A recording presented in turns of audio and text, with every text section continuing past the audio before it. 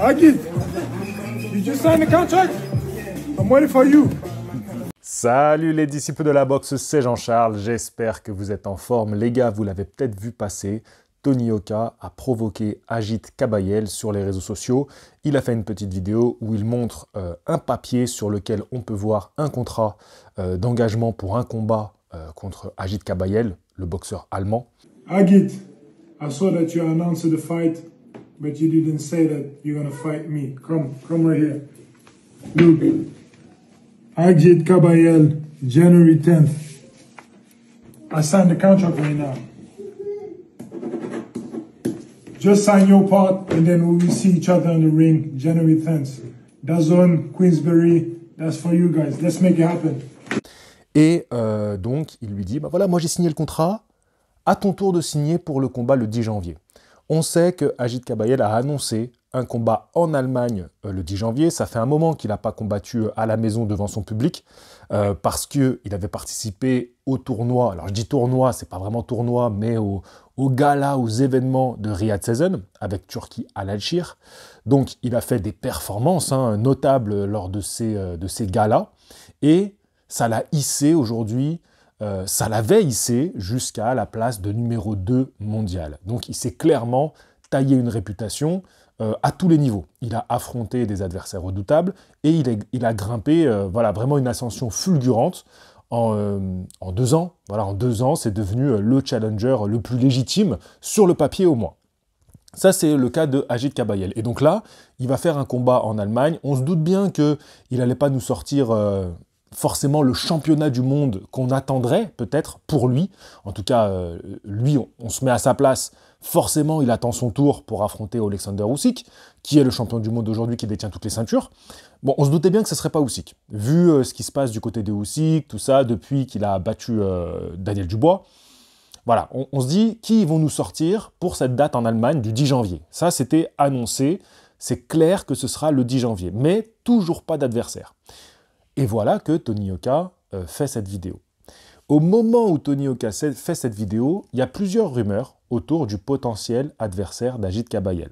Donc, on va parler de cette provocation de Tony Yoka, de la réponse d'Agit Kabayel, et surtout, on irait plutôt vers un autre adversaire que Tony Yoka.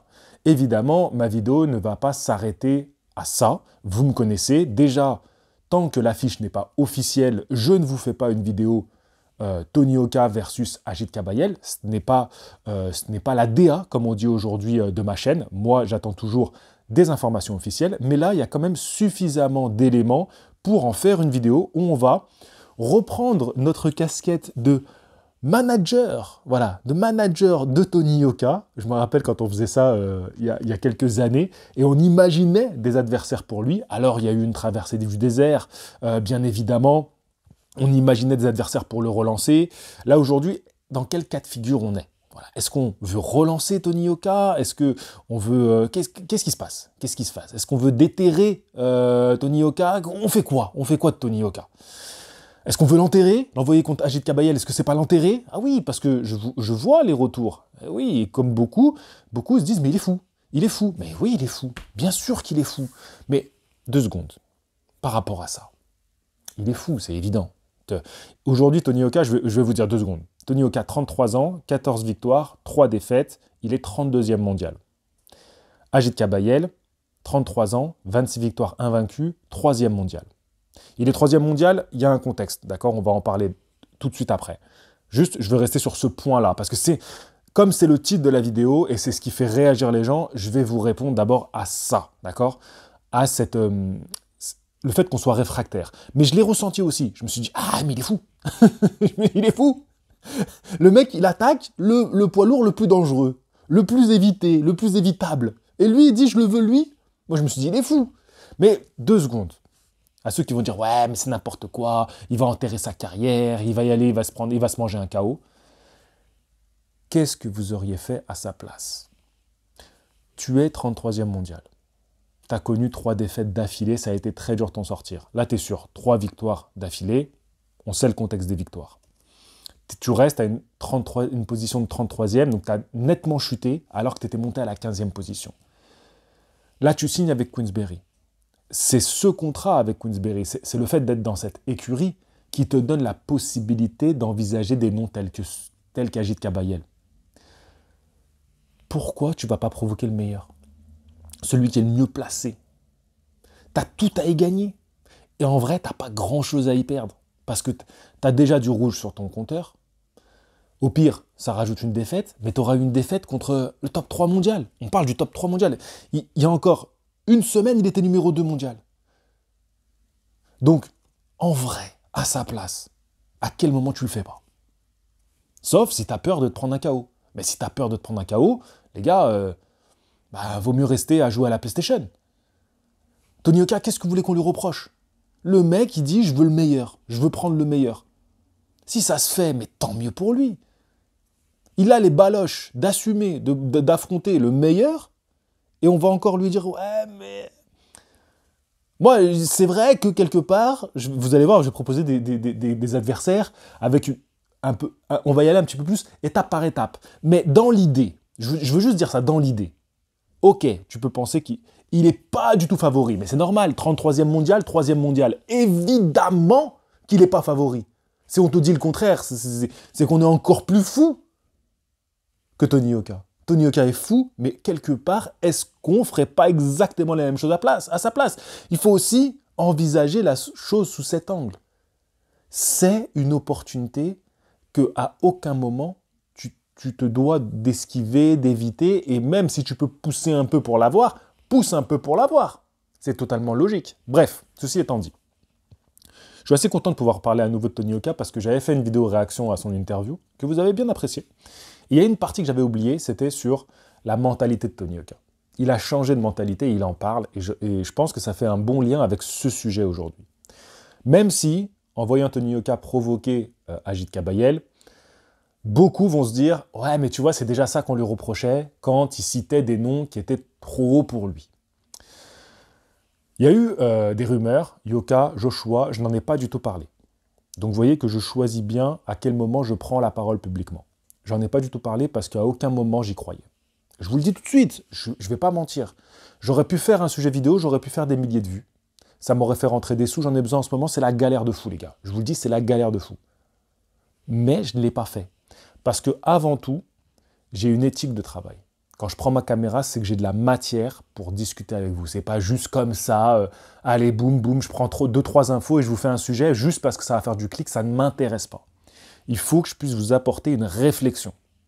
Voilà, il faut que quand j'allume ma caméra, j'ai des choses à dire. Il faut que quand vous ayez fini ma vidéo, vous ayez dit « Ok, d'accord, on va pouvoir répondre à JC, on va pouvoir discuter avec lui, on va pouvoir lui dire « Non, on n'est pas d'accord sur ça, on est d'accord sur ça. Moi, je te propose telle idée. » Voilà.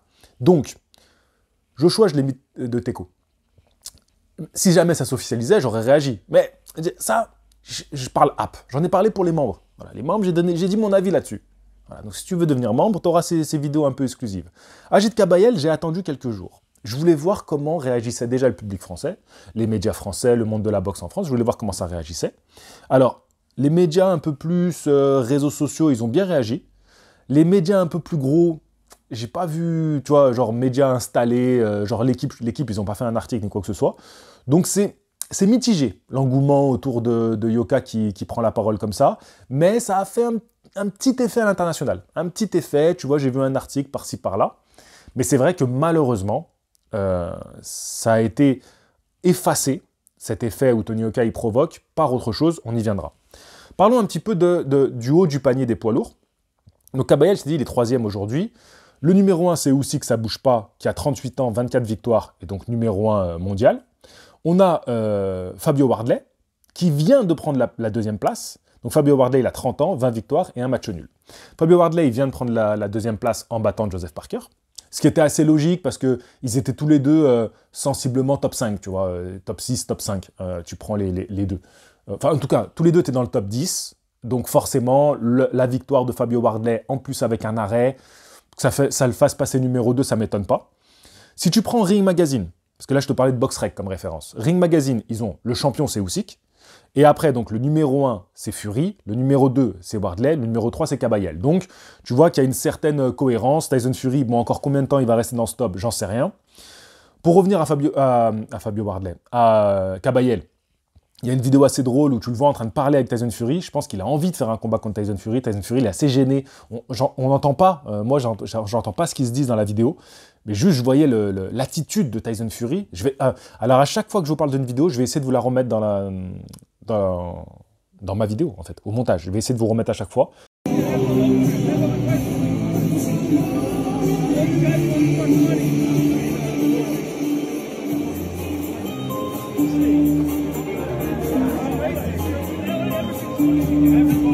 Ça va me prendre un petit peu de temps en montage. S'il vous plaît, les gars, un petit like, un petit commentaire pour participer au débat et donnez vraiment votre avis sur un peu tous les sujets que je vais dire dans la vidéo. Vraiment, donnez-moi votre avis, ça m'intéresse. Donc, je pense qu'il aurait voulu un nom comme ça, Kabayel, pour faire de l'oseille. Pour lui, c'est intéressant parce qu'il n'a pas le facteur star, parce qu'il n'a pas encore affronté un de ces noms très populaires. Et je pense que Kabayel, il lui faudrait un anglais. On va y venir juste après. Parce que les anglais, c'est là où il y a un peu d'effervescence. Tyson Fury, ça serait excellent. Mais Tyson Fury, je sais pas, moi, il faudrait que je fasse une vidéo consacrée à Tyson Fury parce que je me pose plein de questions sur Tyson Fury. Parce qu'il semble en forme. Il était là à Wardley Parker, il était présent. Ils étaient tous présents. Il y avait du coup Kabayel qui lui parle. On le sent mal à l'aise, on le sent, je sais pas, on dirait il est forcé d'être là, mais en même temps il est là, c'est-à-dire qu'il a envie d'être là. Je comprends rien. Le cas Tyson Fury, il est très spécial. Donc, lui, je le mets de côté. Maintenant, quelqu'un d'autre qui était là, Daniel Dubois. Daniel Dubois était présent aussi, oui, je crois qu'il était présent. Il y avait du beau monde, hein. Il y avait Okuli, il y avait Daniel Dubois, il y avait Okuli, Laurence Okuli, il y avait Joe Joyce, il y avait du beau monde, ce soir-là. Bah, c'était la fête de Frank Warren, voilà, il s'est fait une petite fête, il a réuni tous ses copains poids lourds. Donc, et fête réussie parce qu'il a fait monter son Fabio Wardley. Donc vraiment, Frank Warren, il est très très fort. Frank Warren, c'est lui qui a signé Tony Yoka. Il a Kabayel. Ça peut se faire, le combat. C'est pour ça que c'est pas complètement fou d'en parler. Et Tony Yoka, il fait bien de provoquer comme ça. Moi, je pense qu'il fait bien. Peut-être que demain soir, je fais un live avec la Justice League où on dira ce qu'on en pense du fait que Tony Yoka ait provoqué Kabayel. Est-ce que c'est une bonne ou une mauvaise idée? C'est pas le sujet de la vidéo. Aujourd'hui, Kabayel, même si vous pouvez me répondre en commentaire, c'est toujours intéressant. Aujourd'hui, Kabayel, lui, ce qu'il veut, tu vois, il est sur un moment où il a affronté quand même des boxeurs très bien classés chez les poids lourds qui l'ont fait monter. Et aujourd'hui, il est prétendant au titre. Donc, ce qu'il veut, c'est enfoncer le clou. Tony Yoka, là, je me mets à la place de Kabayel, ne lui permet pas d'enfoncer le clou. Tu vois, ça reste une affiche qui se vend. C'est un des boxeurs de l'écurie de ton promoteur. Tu vois, ça peut être sympa. Mais c'est pas un boxeur, c'est pas un nom qui te permet d'enfoncer le clou. Aujourd'hui, il a demandé à Daniel Dubois d'accepter le combat, d'accepter de prendre le combat. Daniel Dubois, apparemment, il aurait été plutôt positif, tu vois. Il répond à la provocation aussi.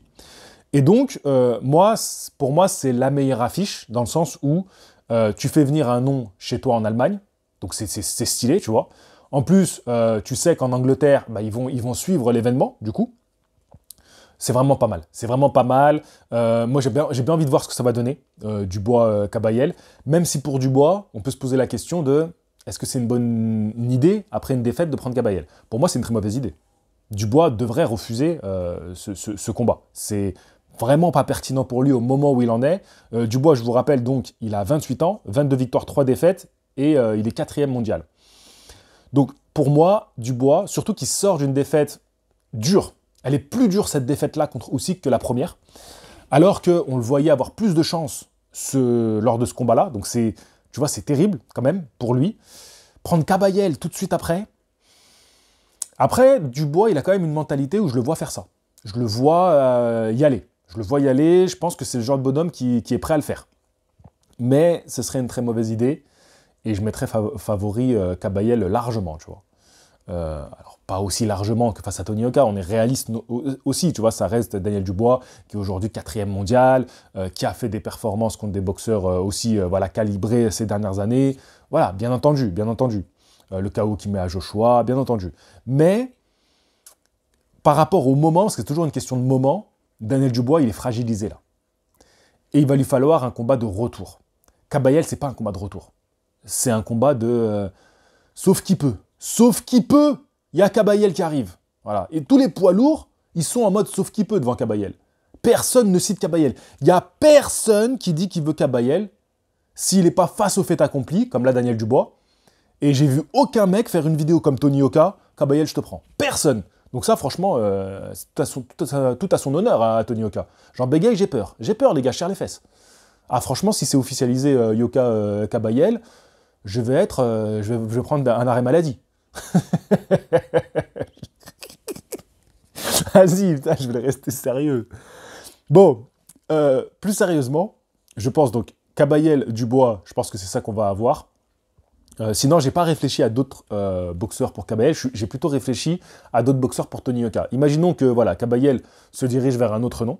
Après, il y a aussi l'option que si personne veut Kabayel, si tout le monde bégaye, comme je bégaye moi dans cette vidéo, ou ils ouvrent pas leur mail, ah on n'a pas vu, ah t'as envoyé des mails pour faire un combat, le contrat j'ai pas vu.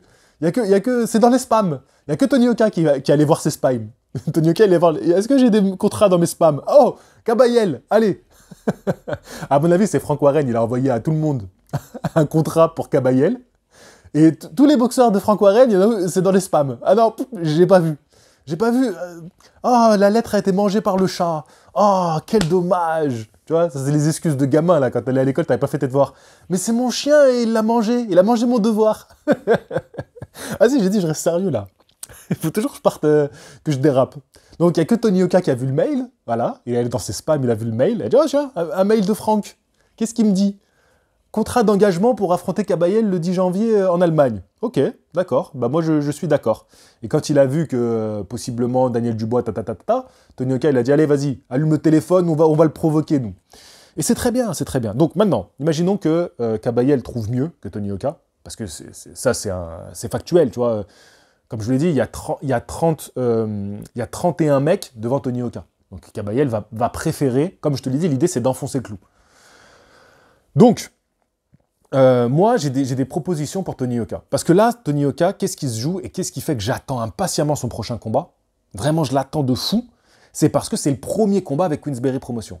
Donc, pour Tony Yoka, c'est un tournant. C'est quelque chose de nouveau, c'est un renouveau. Il écrit une nouvelle page. D'accord? Et ça, c'est important. Donc, pour moi, Queensberry Promotion, ils peuvent en faire ce qu'ils veulent, Tony Yoka. Ils peuvent s'en servir de faire valoir, ils peuvent l'envoyer à l'abattoir, ils peuvent le monter tranquillement, ils peuvent faire un combat sportivement cohérent, histoire de relancer un des deux. Tu vois, se dire, bon, bah là, je le fais contre lui parce que lui aussi, il est un peu dans une phase où il faut que je le teste, il faut que je le relance. Je les fais s'affronter et j'en garde un. Parce qu'il peut tout faire, le Frankie. Frankie, il peut tout faire. Donc moi, dans une idée de, on lance Tony Yoka avec Queensberry Promotion. Donc Franck, il pourrait faire contre Kevin Lerena. Donc Kevin Lerena, il a 33 ans, 31 victoires, 4 défaites, et il est 29e mondial. Donc il est juste devant Tony Yoka. L'idée de faire un contre Kevin Lerena, c'est... Kevin Lerena, vous avez certainement vu son combat contre Daniel Dubois. Daniel Dubois, il a un problème à la jambe, il est touché, puis il revient dans le combat, il le met KO. Donc c'était pareil, je crois que c'était après sa défaite contre Joe Joyce, de Daniel Dubois, donc c'était pour le relancer dans cette période-là. Et Frankie, il fait toujours ça.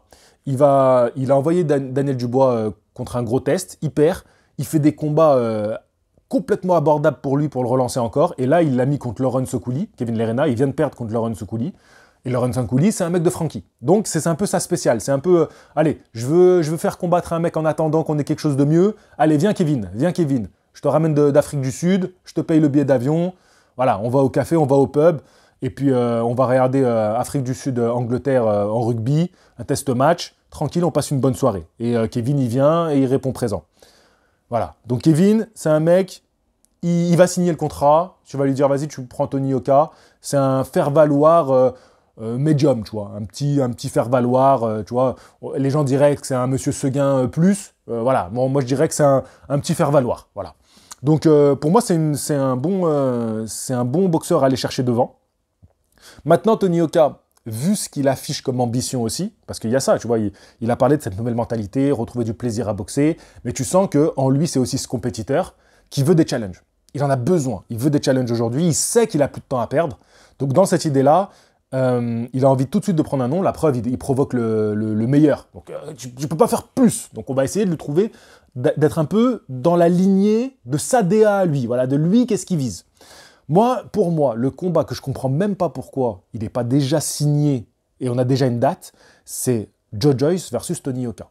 Vu où en est Joe Joyce, il a 40 ans, 16 victoires, 4 défaites, il est 25e mondial. Il a besoin d'un combat de reprise, de retour, parce qu'il n'a pas annoncé qu'il prenait sa retraite, il n'a pas annoncé que c'était terminé. Pour moi, le plus évident à faire, c'est Yoka Joyce. Tu signes Yoka chez Queensberry. T'as plein de poids lourds, mais t'as ce truc avec Joyce, l'anglais, médaille d'argent au JO, et celui qui l'a battu, c'est Tony Yoka. C'est un classique dans la boxe poids lourd. La revanche de la amateur. Joshua White, revanche amateur, combat explosif.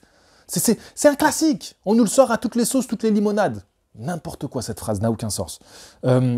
Donc, pour moi, c'est le truc à faire. Il y a toujours un bif entre les deux. Et c'est deux carrières. Il y en a un qui est monté super vite, il a pris un coup d'arrêt direct. L'autre, il est monté, c'était la star. Et puis, ça peinait. Après, il a galéré. Il y a un truc entre les deux, c'est le bon moment, c'est le moment de le faire. Ils ont tous les deux quelque chose à aller chercher dans ce combat. Tu vois, ils ont tous les deux quelque chose à... Tu vois, il y aura un vrai défi pour les deux. Ça reste quand même équilibré sur le papier. Ça reste intéressant. Il y a tout. Qu'est-ce qu'il n'y a pas dans ce combat-là? Qu'est-ce qu'il n'y a pas? Donc, faites-le. Pour moi, c'est tellement fou de ne pas le faire. C'est parfait comme combat. Et pour moi, c'est presque un 50-50 aujourd'hui. Pendant longtemps, je t'aurais dit Joyce nettement devant Tony Yoka, par rapport à la carrière professionnelle. Parce que Joyce, c'est allé beaucoup plus vite, ça a enchaîné. Voilà, il y avait les tests, il les passait à chaque fois. Donc pendant longtemps, je t'aurais dit Joyce. Mais là, aujourd'hui, il y a un truc à jouer. Et pour Tony Yoka, c'est la porte d'entrée parfaite avec Queensberry chez les Anglais. Pour aller commencer cette conquête auprès du public anglais. Oui, je recommence avec les grands mots, les grandes phrases. Oui, mais qu'est-ce que tu veux? Qu'est-ce que tu veux? C'est comme ça, on se refait pas. Non, mais sans déconner, il y a un truc à aller chercher du côté des Anglais, et pour moi, c'est la meilleure chose à faire. Bien sûr, c'est un combat hyper risqué aussi, mais à un moment donné, il faut y aller. Et ça serait une très très bonne chose aujourd'hui pour Tony Yoka. Maintenant, si tu veux aller tout de suite taper un top 10, tu vois, on reste dans l'idée de Tony Yoka, je vais aller taper un top 10, mais Agit Kabayel, lui, il va vraiment chercher tous les autres combats avant d'accepter Tony Yoka. Ça va être dernier ressort, je prends Tony Yoka. Donc, dans l'idée où il trouve d'ici là, tu vois, pour moi, et si Tony Yoka est dans cette dynamique de je veux tout de suite un top 10 parce que je veux tout de suite rattraper le temps perdu, attention, ça peut être une erreur de vouloir penser comme ça, mais encore une fois, à sa place, je comprends. Je comprends l'ambition, je comprends la motivation. Voilà, comme j'ai dit, revanchard. Il y a un truc de... je veux être revanchard sur cette période, je veux montrer, je veux prouver. Je comprends totalement la dynamique et j'encourage. Donc, dans cette idée d'aller chercher un top 10, pour moi, le meilleur aussi, un peu avec les mêmes arguments du précédent adversaire que j'ai proposé, c'est Filip Hrgović. Filip Hrgović, c'est celui qui l'a battu juste avant Joyce au JO. Donc il y a aussi cette idée de revanche du monde amateur. C'est aussi le mec qui est monté de son côté, qui a connu des défaites, des galères, ça a été compliqué. Il y a eu des moments où il y a eu des rechutes, puis il est revenu. Aujourd'hui, il est top 10 mondial. Aujourd'hui, il est signé chez Frankie. Oui. Il est chez Frankie. Chez Queensberry. Oui. Donc, pourquoi pas? Hrgović, on n'en parle plus trop ces derniers temps, tu vois, contre qui on va le mettre. Pour moi, ça se fait. Et Hrgović, il pourrait être plus intéressé par ça qu'un Dubois ou un Frank Sanchez, tu vois. Même si derrière, on lui dit oui, mais c'est pour un titre éliminatoire. Peut-être qu'il préférait, là, vas-y, en attendant, tu prends Tony Yoka, revanche des JO. T'as un truc aussi, tu sais, t'as une revanche à aller prendre, c'est personnel. Il y a un truc personnel. Il pourrait être intéressé. Et tu vas tout de suite attaquer un top 10. Qui est... Alors, moi, je le trouve plus dangereux que Joe Joyce. Un peu moins dangereux que Kabayel, mais je le trouve plus dangereux que Joe Joyce. Enfin, c'est logique. Tu regardes le classement mondial, il y a une logique. Hrgović, pareil, je le vois remporter ce combat-là contre Tony Yoka. Je dois être sincère avec vous, ce serait mes pronostics. Mais c'est une bonne chose, c'est un bon nom, c'est un challenge. Aussi, je pense que Tony Yoka, et je vais finir là-dessus, et je vais revenir à ce truc dans l'interview où il parlait de retrouver ce plaisir à aller s'entraîner, parce qu'il allait, il allait à la boxe peut-être parce qu'il n'y avait rien d'autre à faire, tu vois. Il n'avait plus envie. Et là, il a retrouvé cette envie, ce plaisir. Il est rentré sur le ring, il souriait, il était heureux, tu vois. Il n'avait plus besoin de se mettre dans ce mood en mode méchant, de jouer le rôle du méchant. Non, il était naturel. Naturellement, il a souri, il a apprécié. Mais il y a ce truc aussi de... il faut que tu aies un moteur quand tu vas aller suer à la salle, quand tu vas aller faire des sparring, que tu vas t'arracher. Il faut que tu aies un moteur. Et je pense que Tony, de par tout son parcours, il a besoin de grands challenges. Limite des challenges un peu fous. Parce qu'il est fou de provoquer Kabayel. Moi, j'ai kiffé, tu fais ça, tu me fais kiffer. Mais t'es un peu fou. C'est un peu fou. Parce que Kabayel, c'est le pire. C'est le plus dangereux, c'est celui que tout le monde évite. Même Tyson Fury, il bégaye devant lui quand il le croise. Usyk, il en a jamais parlé. Usyk, depuis qu'il a les titres en Kabayel, le numéro 2, il n'existe pas, Kabayel. Même eux, même pour Fury et pour Usyk, il n'existe pas, Kabayel. Parlez-moi pas de ce mec. Donc non, c'est fou, mais je pense qu'il a besoin de ce challenge un peu fou, tu vois, de se transcender. Donc je le comprends totalement. Donc dites-moi ce que vous en pensez, les gars, de ça.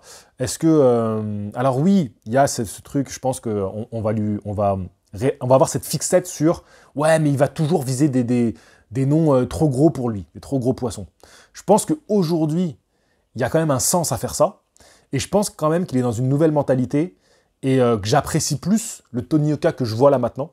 Je trouve qu'il est plus naturel, voilà, c'est ça. Je trouve qu'il est plus naturel. Je préfère un Tony Yoka qui prend la caméra et qui de lui-même dit, bah voilà, je signe un contrat, je veux Kabayel. Tu vois, un mec qui a le même âge que lui, qui est dans la même promotion que lui, qu'un Tony Yoka où on lui posait des questions en interview, on lui sortait des noms qui avaient rien à voir, tu vois, au moment donné, et que lui qui, pour jouer le jeu, de dire, ouais, mais moi je l'accepte, je le défie, je le prends lui, je le bats lui, et que du coup, ben...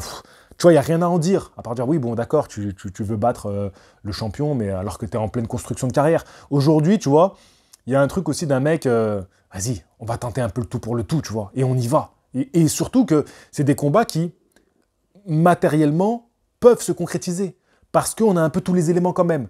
On a Agit Kabayel qui est en recherche d'adversaire, on a Agit Kabayel qui fuit par tout le monde, on a Agit Kabayel qui est chez Frank Warren. Tony Yoka arrive chez Frank Warren et Frank Warren pourrait dire à Kabayel, écoute, franchement, je vois grave la situation de Frank Warren qui dit à Kabayel, écoute, là, je peux pas te signer un des noms que tu veux, mais Tony Yoka, il est signé chez nous, prends-le, c'est un combat tranquille pour toi, à la maison, tu vois, et toi, tu restes dans une dynamique que t'es sur une série de victoires, tu restes dans cette dynamique-là, et t'inquiète pas, tu vas avoir ton gros fight pour un titre. Peut-être que aussi qu'il va lâcher des ceintures, tu vois. Peut-être que Frankie, c'est un malin.